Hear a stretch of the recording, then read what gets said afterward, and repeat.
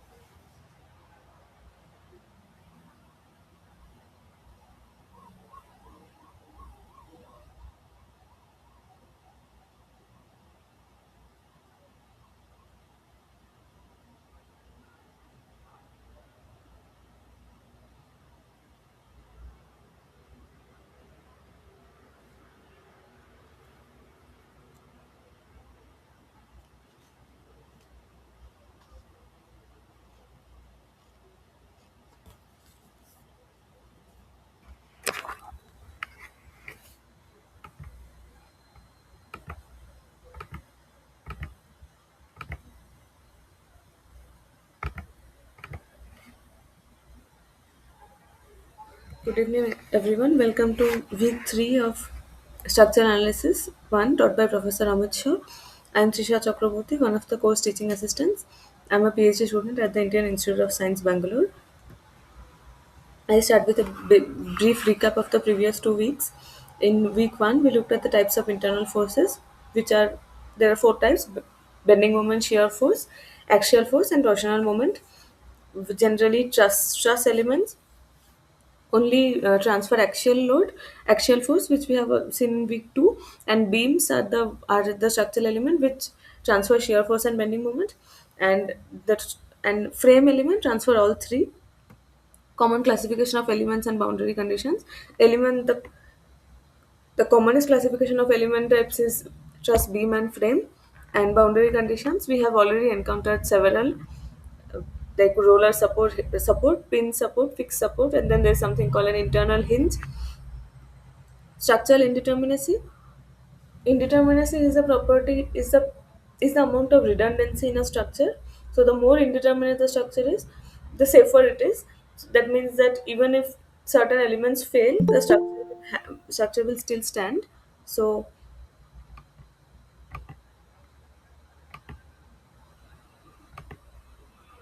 So most real world structures are actually highly indeterminate, but that also makes the calculation and the analysis difficult. So generally, we start the UG course by starting to solve determinate structures. Determinate like last class, whatever we did the trusses were all determinate, though we rarely encounter them in real life. And basically, if the degree of indeterminacy is 5, 6, or 10 or something, it is very difficult to calculate by hand. So what these kind of courses aim is, they will teach you how to do it theoretically, but these days most of the analysis is actually done by softwares like an Stat Pro, Abacus, and all that. So no, very less calculation is actually done by hand right now, but it gives. But if you know how to solve some basic structures by hand, you know the method. So when you go to use the software, you can understand what is happening behind it. It is not very safe to use a software without knowing anything about the theory. And bending moment and shear force diagram. Bending moment and shear force are the force responses developed in a beam. So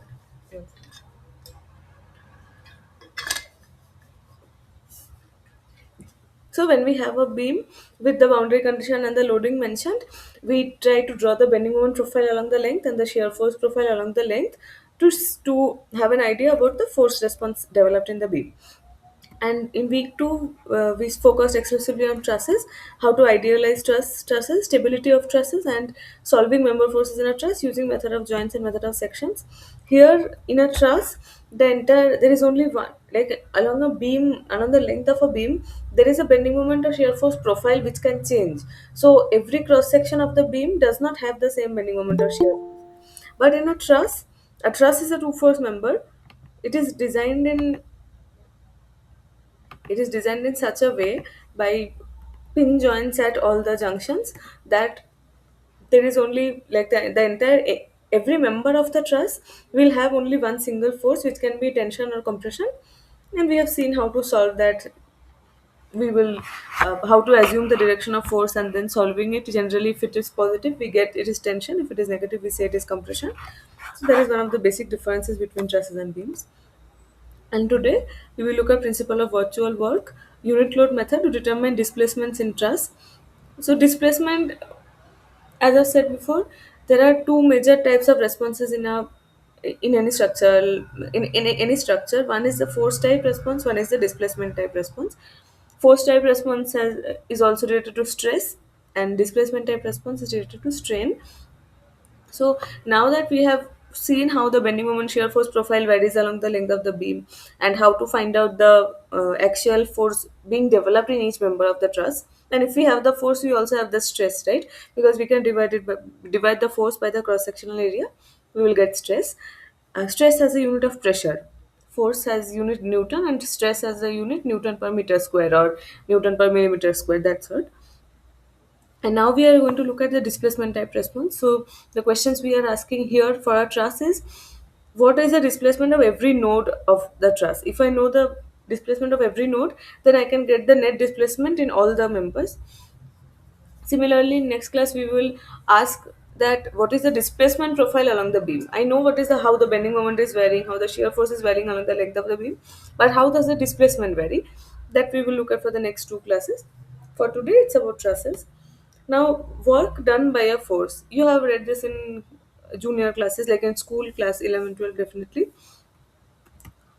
Work is integral of force into displacement. So in simple terms, it is if I take a phone from I apply a force and take it from here to here, then the force which I'm applying into the displacement, like the phone was here, then the phone was here. Suppose I take the centroid, this was the position of the phone.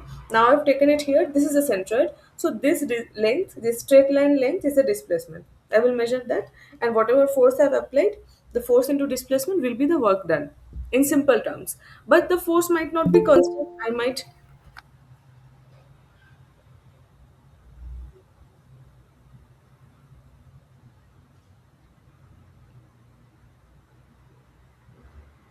it's actually quite rare that the situation is quite rare that an exact force will be applied in the entire displacement process. So we use integrals, so which means that for every dx displacement, every tiny displacement, I will consider the force being applied at that particular time instant. So the force is varying, so this from here to here, I take the force, I multiply the tiny displacement. Then from here to here, I take the force and multiply the tiny displacement, and then eventually add all of them up. That is what an integral is. F of x, force is a function of x. So as the x varies, the force is also varying. Fx into dx, dx is the tiny displacement, and I am going to integrate it over xi into xf, which is xi is the initial position, xf is the final position. And if the path is curved, we also there actually should be a dot here. We have to take the dot product, so fx dot dx, so fx into dx into cos theta if the force and displacement are not in the same direction. There are two types of forces, conservative force and non-conservative force. When the work done is path independent, it is called a conservative force. For example, gravity. Let us see, let's suppose I'm taking the phone from here to here, I'm just dropping it. Then if I take it from here to here to here, in a way, like if I have some path where it is just going like this, and but the top point and the bottom point are the same, and only gravitational force being applied, we will see that the work done will be same in both cases. So it doesn't matter whether I'm taking it by a straight line path or by a curved path. But non-conservative forces, it does matter. For example, friction. So if you push the phone on the floor from one point to another, and then you take it along a curved path, then we will see that the work done will be different, because if friction is the only force being applied, so then friction is a non-conservative force. Work done by gravity, here, suppose I have a mass here, it then I take it to here, this is the initial position, this is the final position, the distance is h. So here, see, this h is being measured from the bottom point here to the bottom point of the mass here. Similarly, you could also take from the centroid to centroid, it will also be h. So here the work done by gravity is f dot d. F is mg. You know that the if the mass is m, the gravitational force being applied is downwards mg, and h is the displacement. So one second. Okay, the sign convention here is a little dicey. Like, you can, some people say that the work done will be mgh, since the gravity is downwards and the displacement is also downwards. But sometimes the work itself is defined as negative of f dot d. So this is minus mgh here. You will generally, whenever you are approaching a question in an exam paper, just write the sign convention. Then no one can reduce any marks there. No, there will be no place for ambiguity. Sign convention is not an absolute thing. It is always defined by the user. And suppose this is a frictional, this F is the force I am that is being applied. The normal reaction, every body that is in vertical equilibrium will have a normal reaction equivalent to its weight. So there is an mg acting downwards and a normal reaction acting upwards, and the frictional force will be mu into n. So when I take it by some displacement d, the work done will be mu n into d. At equilibrium, the structure deforms such that its potential energy is minimized. Now, at equilibrium, the structure deforms. This is a very important. intuition which people miss often.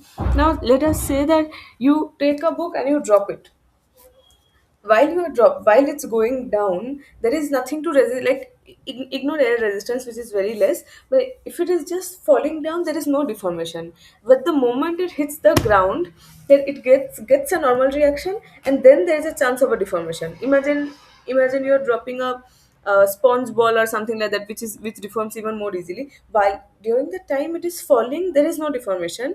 The moment it drops the ground, it has a chance of being compressed. So what is basically happening?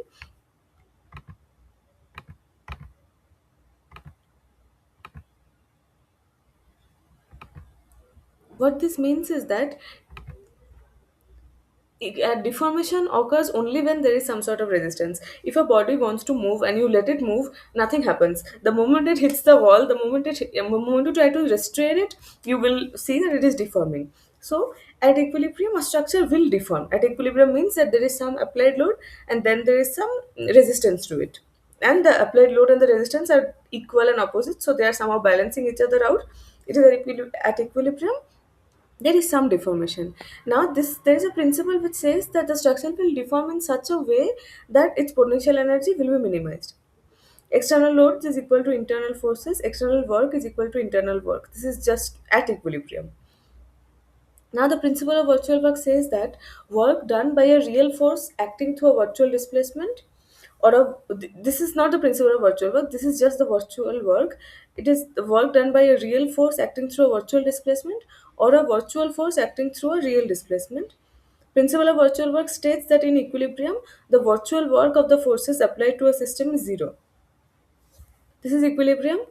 There is a spring and then there's a mass attached to the end. So the mass has a like the mass is m. So there will be an mg force acting downwards.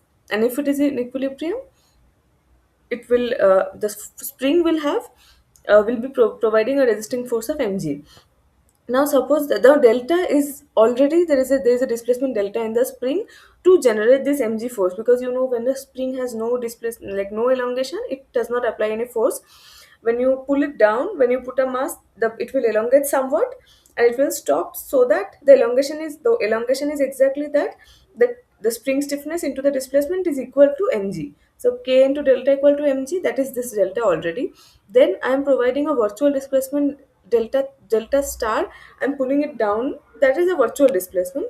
We will see the like the physical implication, like what this theorem actually means. It sounds a little confusing, but what this says is that mg this mg delta theta is equal to force, because it says that in equilibrium the virtual work of the forces applied to a system is zero.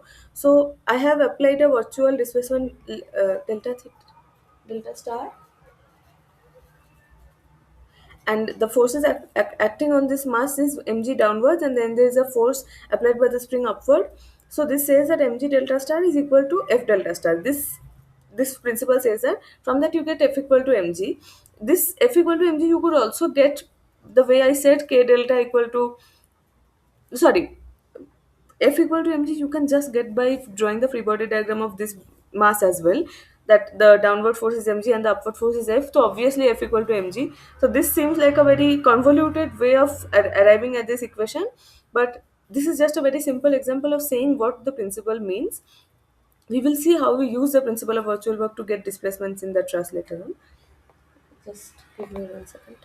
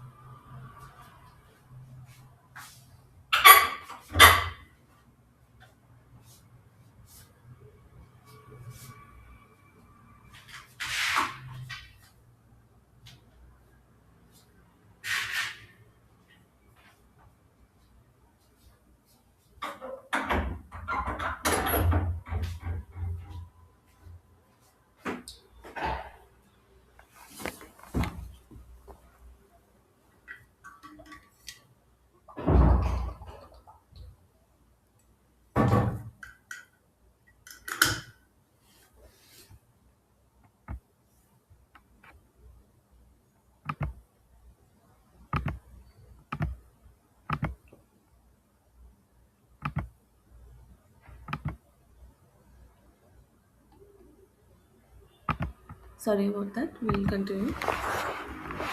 Yeah, so we will see that why we are going into the bother of studying the principle of virtual work when it is giving such an obvious result anyway.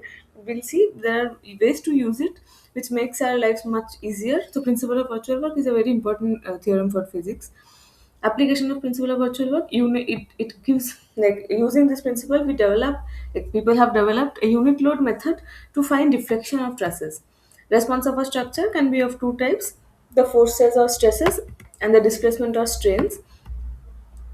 So, as I said, these two, and there are like limit. A limit state is any mode of failure of a structure, you can say.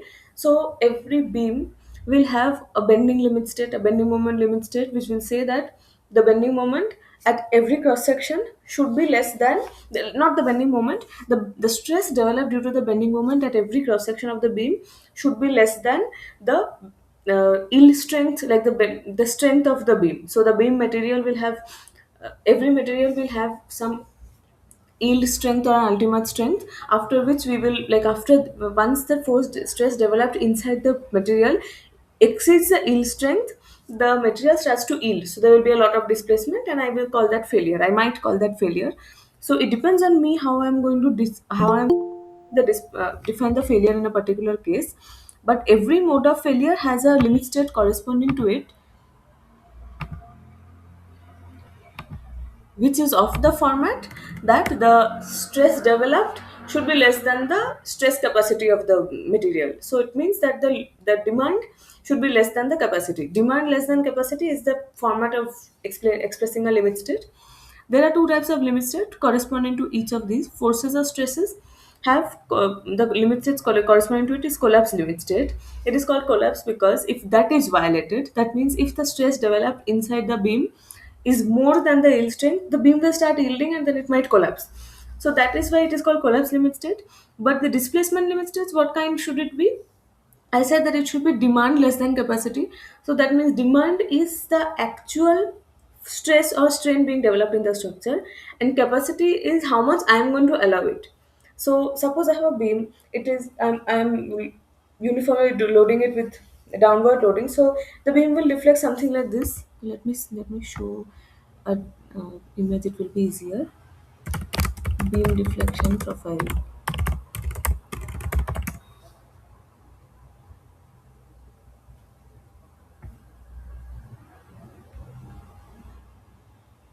Let's take this. So there's a load like this, and then the beam is reflecting somewhat like this. See, since there are hinge supports at every A, B, C, D, the deflection at those points is zero, because that is the point. That is what the boundary condition says, that at a hinge support or a roller support there can be no vertical displacement, and in the middle the beam is deflecting like this. So my limit state here might be that WAB is the limits, is the deflection, is the actual deflection at the midpoint between A and B, and I am saying that it cannot exceed 5 millimeter. There can be a lot of considerations why I'm putting that value 5 millimeter. That generally is the engineer's discretion based on in the design codes. So the serviceability limit state will be that WAB should be less than 5 mm. Just to give a notion, I'll give you an example. Suppose there's a car parking space. There's a ramp, and then you are in there's a ramp, and in your car is like, there's a provision for parking there, and the part just where the car is going up the ramp and then going on the platform part, there is a beam, like there is some structure holding it up, right? So there is a beam just above that, and if the beam deflects too much, suppose it has not collapsed, suppose if the yield stress has not been exceeded, the structure is standing, but it has deflected so much that it is obstructing the car of a certain height.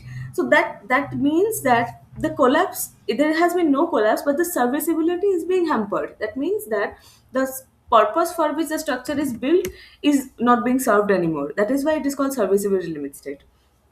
Similarly, for a truss, trusses are used for, like trusses are sometimes used to hold up tin roofs. So if there is a deflection of more than a certain amount, it might, suppose it's in a factory shed. There is trusses on the top, and the roof is being held up by that, and the truss has not collapsed, but it deflects so much that some machine, some crane, some gantry girder cannot pass anymore.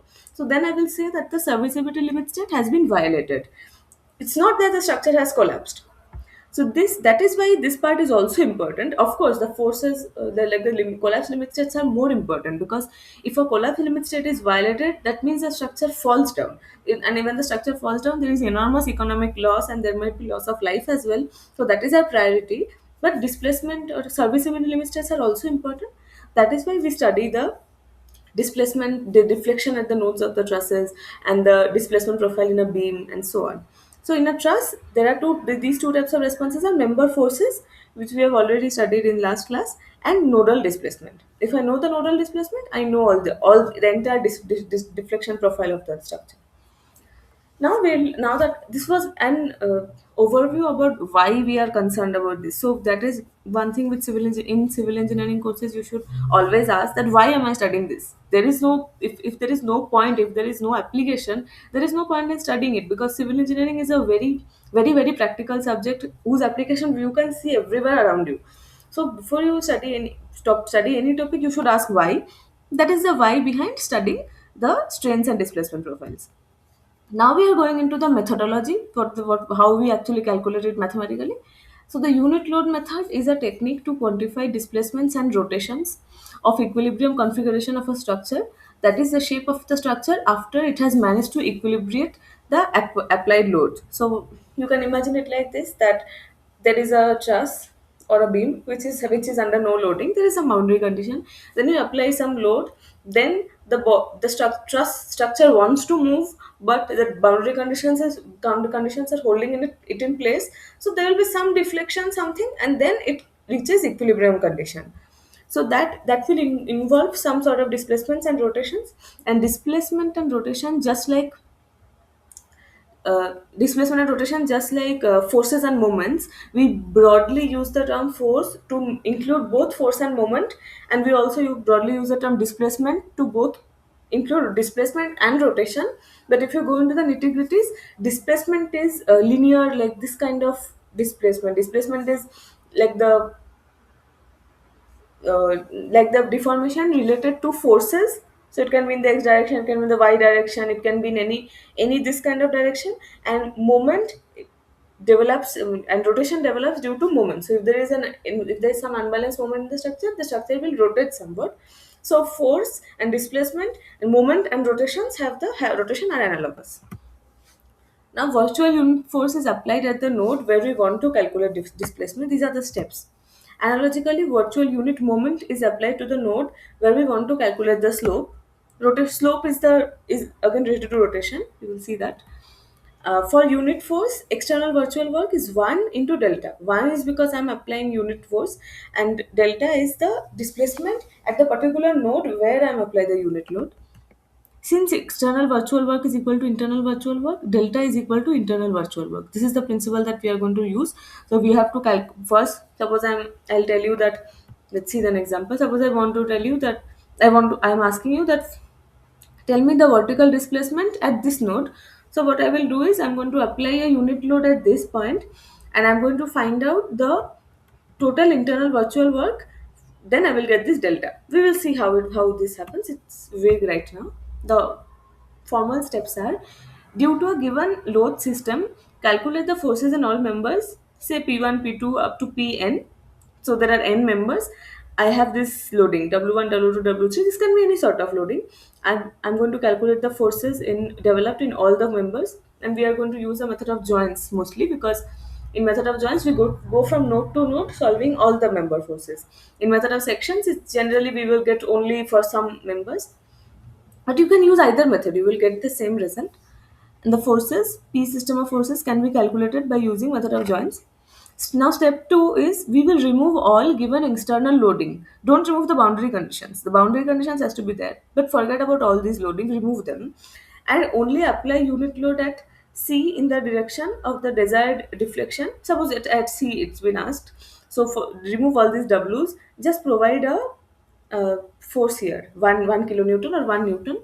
Due to unit load, find the forces in the members. So again we have to solve the entire truss, considering that there is only one newton or 1 kilonewton load here.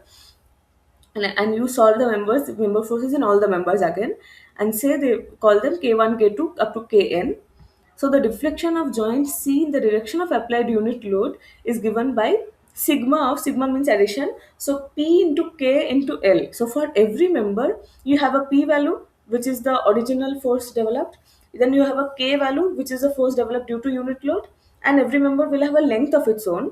So you multiply P into K into L, you divide that by A into E. A is the cross sectional area of that member, and E is the Young's modulus. So this entire quantity pKl by AE you get for every member, and then you add all of them. Then you will get the delta C. Again, this is important, the deflection of joint in the direction of applied unit load.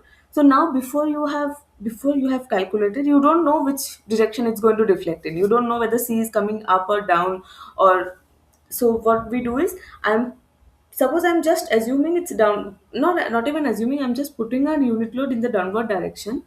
Then if the delta C I get is positive, it means that this was actually deflecting downward by this magnitude. And if I get delta C as negative, then I'll say that no, it was actually going upwards. I had given a downward load, and I got downward load and I got a negative value. That means it actually deflected upwards. That is how I'm going to interpret it. So if D comes out to be positive, the deflection of joint C will be in the direction of unit load, and vice versa. The calculation of deflection of truss joint can be done in a tabular manner. Since you have to add a lot of these quantities, so this kind of table we generally make. For every member, you will have P for a K, an L, and again look, A and E can also vary for all the members. Okay, so I would say that if the cross sectional area and the Young's modulus for all the members is identical, then the table can just be this. So you might, for every row you take P, K, L, you multiply, you write the value here, then you multiply these three and write here, and then you add them all up, and then you divide by the cross sectional area and the Young's modulus of the members. But if the A also varies, because in real life structures it is not necessary that all the truss members will have the same cross sectional area. So then in that case you also put a column here, like after L also put a column L, A, and this value should be PKL, then another put here PKL by A, write all of those, add all of those, and then divide by the Young's modulus. Generally Young's modulus does not vary, because Young's modulus depends on, is a material property. All these length and cross-sectional area are geometric properties. They generally vary from member to member, but Young's modulus is a material property, and generally we use the same material for all the members in one structural unit. So E is not likely to be very varied, but A can vary. So don't forget that you have to, in this column you have to put an A also if that is varying. Okay. Now we'll look at an example which will make it clearer.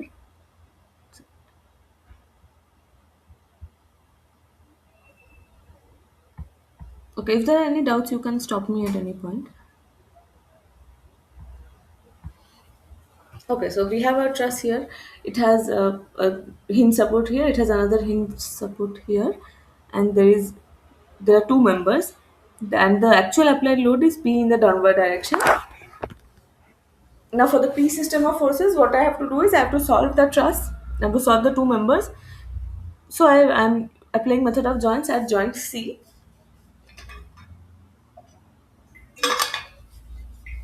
Like we did in last class, we are going to assume a PCB in this direction.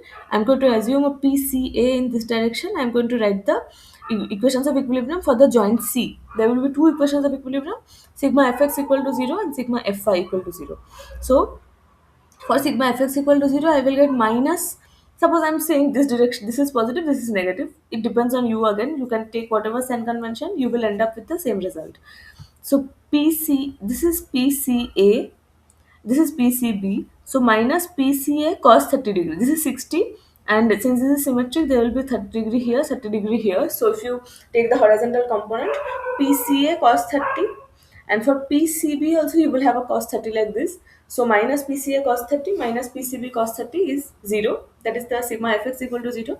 From that you get one equation, and when you are taking the fxy, sigma fy equal to 0, you'll get that PCA is in this direction, so its upward component will be upward. So I'm taking positive PCA sine 30 minus P, since this applied load P is entirely in the downward direction, and minus PCB sine 30. because this force is oriented towards like this, so the sine component will be downwards. So my PCX sine 30 degree minus P minus PCB sine 30 degree is equal to 0. So from that we get another equation and we solve both of these and we get that PCA is plus P and PCB is minus P. And okay, you have to keep the signs in the table. So now we are going to, whenever you put the value in the table for P and the K, you have to give the signs as well. Now I'm going to find the K system of forces. For that, what am I going to do? I want to find the deflection at this joint C. So first remove the P, then I'm going to apply a load 1 here. Suppose I'm doing it downward. So remove load P and apply unit load P in downward direction. So if you solve the KCA and KCB, you will find that KCA is plus 1 and KCB is minus 1. You get that? So now, since there are only two members, you need not draw the table. Simple thing is sigma KPL by AE. So 1 into P into L for that member plus minus 1 into minus P into L for this member. L is common in 2 because see, the length of the two members is same here, and you divide it by AE, so we get 2PL by AE. So the, and it is a positive value, so I will say that the point C, the joint C is getting deflected in the downward direction by this magnitude 2PL by AE. Okay, another example we have, wait, okay. So see, now there is one shortcut. You can say that if there is only one load applied in a truss and the deflection being asked is that corresponding deflection only, like there is 135 here and you are being asked what is the horizontal displacement at Q, then once you have solved the P system, you don't have to solve the K systems again. You can just, by the principle of linear superposition, you can just divide the P values by 135, which is what we did here. Since there was only one force applied here, P, and the unit load was also being applied at the same position, so PCA and PCB were P and minus P. So KCA and KCB were plus 1 and minus 1 because you just divide the value by P. So similarly here, I get the P values, like the P forces in all three members, then the K values will be these three values divided by 135. But again, it is not necessary that the situation will be so convenient that there will be only one force, and there will be the question will also be that find out the displacement exactly at that point in that direction. So if I provide 135 here and I ask what is the vertical displacement at Q, then you have to solve the entire system again, because for a vertical 1 kilonewton applied at Q, the load distribution will be completely different in the three members. So in this case, it is convenient. Anyway, first we have to solve the boundary. You don't have to solve the boundary conditions. You start. Okay, you start with the boundary conditions RP and RR. This is roller support. This is hinge support. So there is a horizontal and a vertical reaction.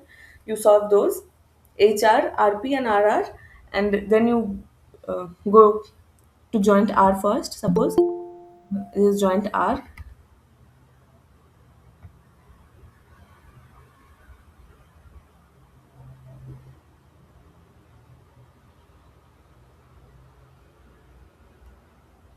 So at joint R, there is this H is 135, so there is 135 here, and the RR is 180. From here we got 135, and RR is 180, so we got that.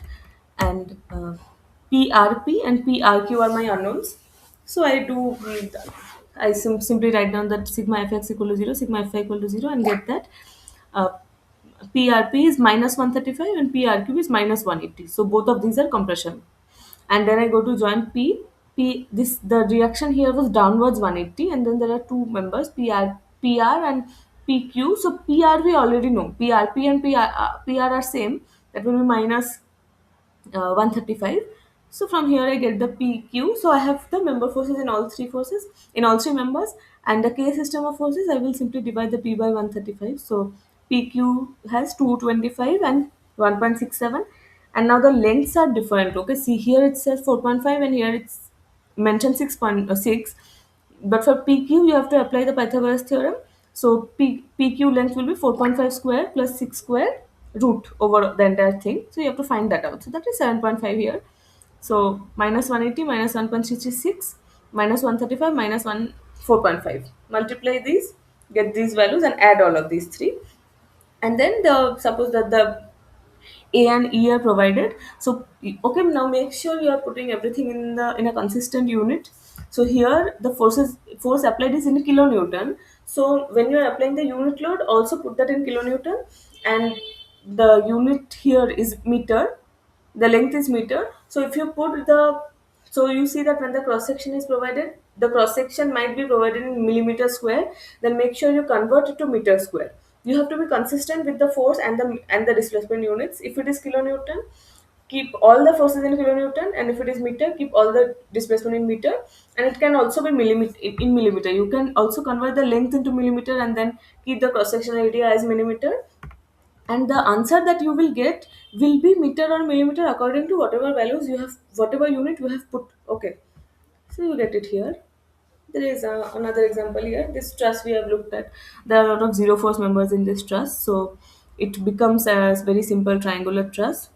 So for this, again, the K system of forces and P system of forces, you write down the forces and you get the downward deflection at this point C. Horizontal displacement of roller support of the truss. So the horizontal, here the force applied is here, but the displacement asked is here. Sorry, here, because the hinge support can have no horizontal displacement because it has a horizontal reaction there. So the, you will find out the pieces, the members at member force at all of these members, and then when you take the virtual load, you are going to take it like this. You are going to provide a 1 kilonewton at this point here B. So you will get the P and K. You will draw the table like this and get the value like this. Here you are getting it in millimeter. You can also just keep an eye on whatever magnitude you are getting. You are not going to get, like generally the displacement is of the order of a few millimeters. So 1 to 10 millimeter, like in that range. If you are getting the displacement as like 200 millimeter, you have probably done some calculation mistake or you have taken some unit wrong. So in just the final result, you should make some sense. So that can be a good indicator that you have, if you get the displacement of this order, it's a good indicator that you have probably done it right. So okay, are there any questions?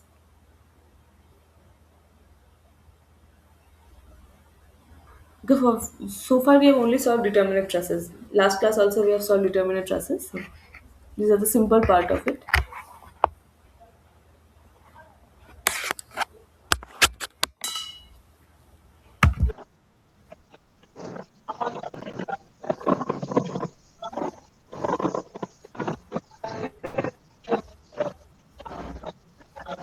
Ma'am, I have one question, madam.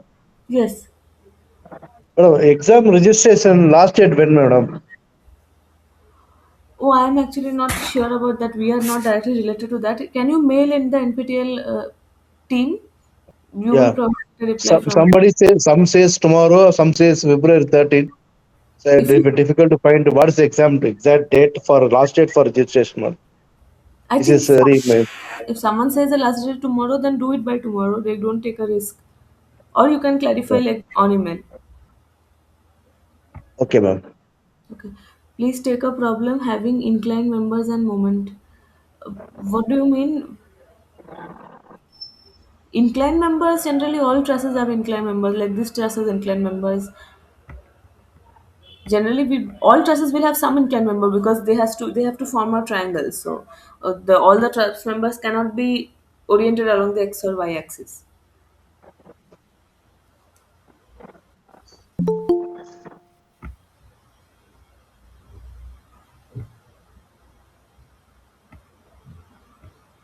Ma'am, in assignment one number one, madam, Okay. there is a question from two-way slab, madam. A two-way Is slab, load, two-way slab. okay, but in structural analysis that should not be there. Yeah, in assignment number week one assignment number one, there is a question from RCC, ma'am. Okay, okay. So How the load is distributed, like that it has been asked, ma'am. I Anyway, think by using basic knowledge submitted, tomorrow is the last date, madam. okay, okay. Can you show me the question? I do not know, madam. I have in mobile, ma'am. Okay, First okay, week one, first question, madam. Okay, I think I mean I don't. First question or last? First question, T-beam section. In T-beam section, how the load is, what is a uniformly distributed? One question asked. In question number 10, in two-way slab, how the load is distributed, how the load is total load transmitted to one single column. Like that, they are asking in RCC structure. Ma'am.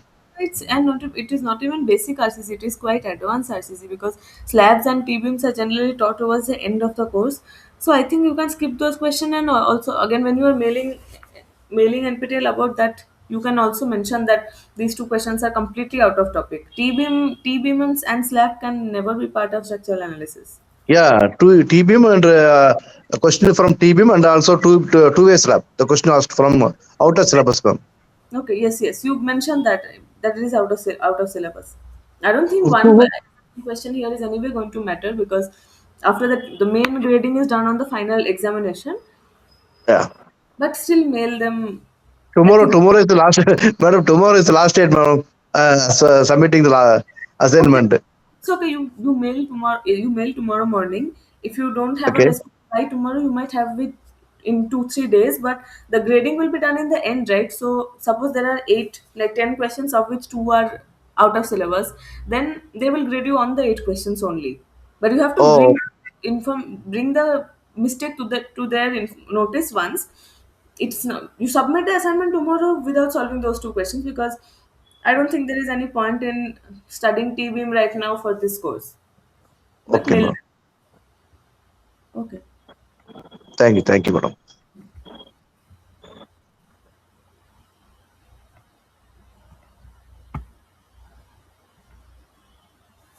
Okay, if you don't have any questions, you can leave. I'll wait for 5 more minutes to see if anyone has any doubts.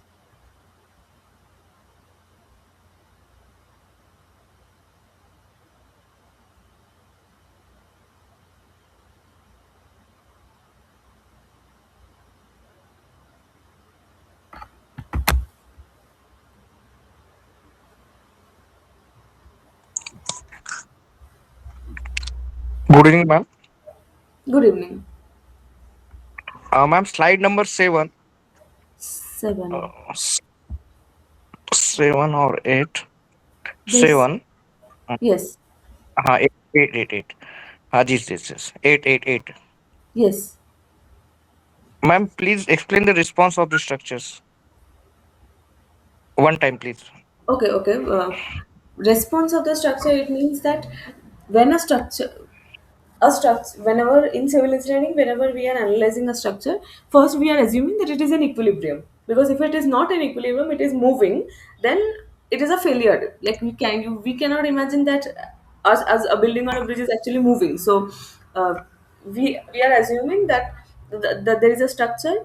It has some material and geometric properties, it has some boundary conditions, and some load is being applied, and the boundary conditions and everything is enough to ensure that the structure is in equilibrium. So then Okay. what happens is that let's just take a beam, a simply supported beam with some uniformly distributed load in the downward direction. So some bending, since it is in equilibrium, it undergoes some deformation. So it will have some bending stress is some bending moment is developed in the beam. Some shear force is developed in the beam, Yes. right? And the beam is also deflecting, like it is also deflecting in a manner like this. So I categorize the response in two ways, in two categories. One is the force or the stress type responses, which includes the bending moment and the shear force. So due to bending Okay. moment, there is a bending stress being developed at every cross section. Due to the shear force, there is a shear stress being developed at each cross section. So that is the stress type or force type response in the structure. And then the beam is also deflecting in some way, like just take a book, put a load here, you will see it is going to deflect in a way like this. So there is a deflective profile. So at every cross section there is also a downward displacement. So that I categorize as the displacement of the strain type response. So response is basically whatever change happens in a structure due to a loading situation, Okay. qualitatively. Okay. Okay. Okay. And serviceability, ma'am? Serviceability limit state is actually related to the and limit. Now the do you know what limit state means? Do you understand what limit state means? Yes, ma'am. Yes. Okay, then if you understand that, you know that limit state is generally expressed as the demand should be less than the capacity, or the capacity minus demand should be greater than equal to zero. That is the limit state, and serviceability limit states are just the displacement type limit states. So serviceability limit state, in there the demand will be the actual displacement developed at a certain cross section of any structural element, and the capacity will be the upper bound I as the engineer place on that. So I'm saying that the midpoint of the beam should not deflect by more than 10 mm.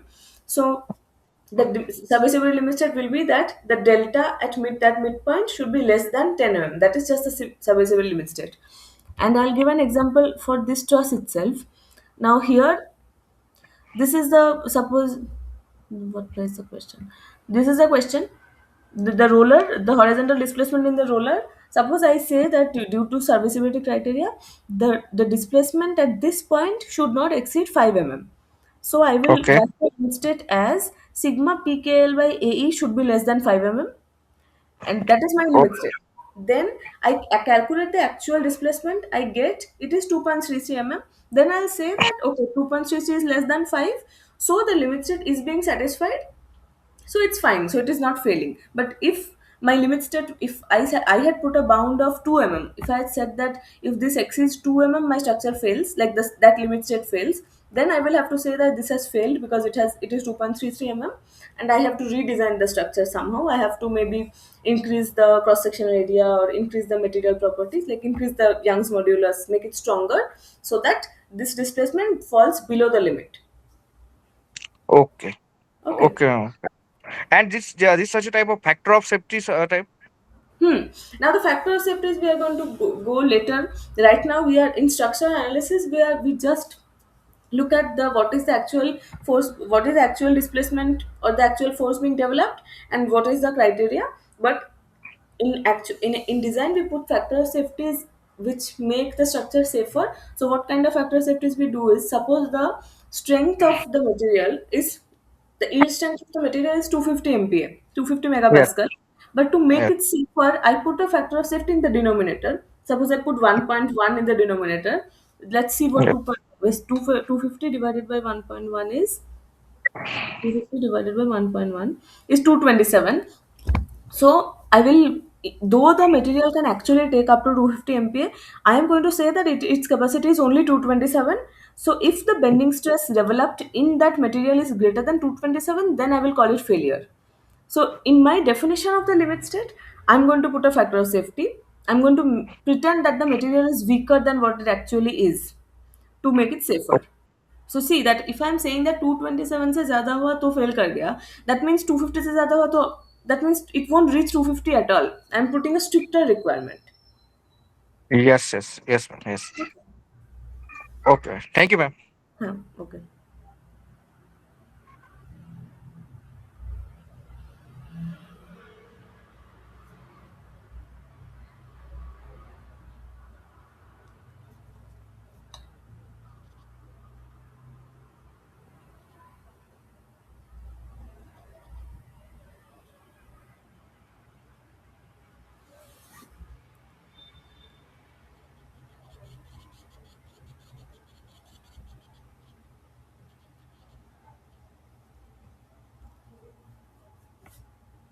Okay, if there are no other doubts, I'll end the class. We'll meet again next class. Thank you for attending.